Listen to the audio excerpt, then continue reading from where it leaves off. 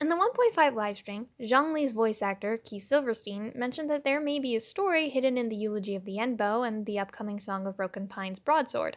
While the broadsword and its story hasn't been released yet, there's a lot we can gain from the bow. In the story, we learn about a knight who loved a musician only to die in a battle against Durin, the shadow dragon whose body now can be found in the remains of Dragonspine. As he dies, the knight thinks, "At least Arundelian and Roland are all right. When she returns, this calamity should have blown over." Well, the lore doesn't tell us who this knight is. Based on the relationship with the woman, it's likely that the knight is a man named Rostam, Arundelian's childhood friend. He'd fallen in love with the woman behind the Crimson Witch set, a musician who'd gone to study magic at the Surmuru Academy, which matches up with the singer mentioned. Now, Roland doesn't appear in any other artifact or weapon sets, but we do know about Arundelian and Rostam from the Brave Heart set. While Ardian had been the Grand Master of the Knights, the Lion, Rostam rose to be his right-hand man who worked in the shadows, the Wolf. The two fought to protect Mondstadt after the fall of Khaenri'ah and push back the monsters that appeared from the calamity, the ones that were now confirmed to be the people who were cursed. We also learned that Rosman died fighting the monsters that came from the calamity, which means that we have two separate accounts of his death from the Brave Heart set and now the Eulogy of the End. With how detailed Genshin Impact's lore is, there's no way that this is a mistake. So Durin must have come from the calamity, would have been affected by the curse, and this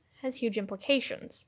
First, there's a lot of questions being raised about Reindratter, Albeto's master. We know that she was a master of Chemia, a form of alchemy that was centered around the creation of life and came from Khaenri'ah, but at the end of the Chalk Prince and the Dragon, Albeto was shown to wonder if Durin was a creation of Reindratter. Well, it's possible that she didn't make the dragon. The implication is that if she did, she would have been around more than 500 years ago, and that would mean we are really starting to stack up on people who are immortal in this game.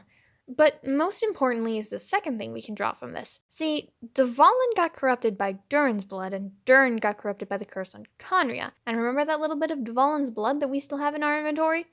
We purified it. There was even a tiny little minigame attached to it. This means that we have the power to get rid of the corruption, the curse that caused everybody to turn into creatures. Obviously, it's going to be a lot harder to purify a whole nation of people than it was to purify a sword, plus a lot of our innate powers were stripped away from us when we were first back to Teyvat, and powers that are slowly coming back. It would make sense then that in, say, 6 or 7 more chapters, we would be able to regain our abilities and save the people of Khaenri'ah. But what about our twin? Do they also have the same power? It's interesting to note that whenever we see our twin, be it in trailers or during the We Will Be Reunited quest, they have a white shine in the spots that dictate their current element.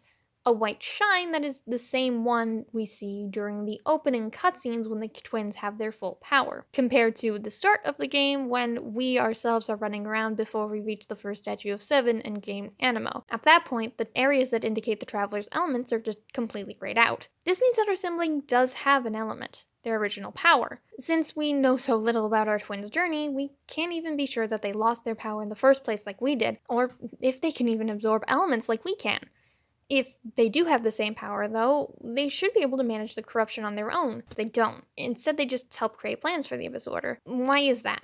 Well, it's possible that they don't know they can fix the corruption, or that they aren't strong enough to handle purifying everything on their own. After all, that kind of goal would require you to, go to sleep for who knows how long as you work as a vessel for purification. But that wouldn't explain why they were attempting to corrupt a Statue of the Seven. It's also possible that our twin doesn't have the same abilities as us. Again, we only ever see them with the one light. Plus, there has to be something fundamentally different between the two of us that caused the difference in waking up. We don't know how long our sibling was awake while we slept, but there had to be some reason we didn't wake up when we initially arrived into Teyvat. Some fundamental difference between the two of us that caused this difference. It's possible that, instead of having the exact same powers as us, our twin is a sort of opposite. Instead of being able to purify, they may have the ability to create the corruption. And that would explain why our twin didn't try to just help the people of the Abyss Order, and why they wouldn't have come to us to help the people of Khaenri'ah, because they just didn't know we have that ability. This could also be a hint as to how we will quote-unquote defeat the Abyss Order. We could manage to save the people from their curse. This would let us join forces with our twin and ultimately take down Celestia.